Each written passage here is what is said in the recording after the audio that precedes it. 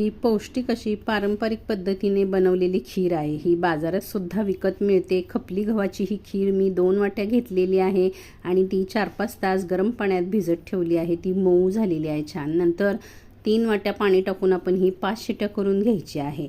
5 शिट्या करून ही छान मऊ शिजते। रवीने ह्याला घोटून घ्यायचं आहे। त्यामध्ये 2 वाट्या गरम पाणी टाकायचं आहे। पाण्यामध्ये चिमटभर मीठ टाकायचं आहे।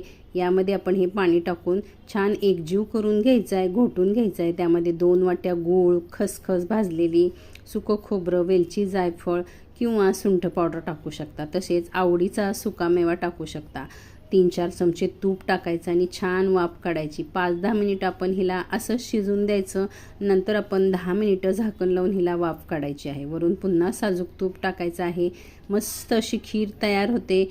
दूध न टाकता तुम्ही ही 1 आठवडाभर फ्रीजमध्ये ठेवू शकता। सर्व करताना वरून सुकं खोबरं, तूप टाकायचं। आवडल्यास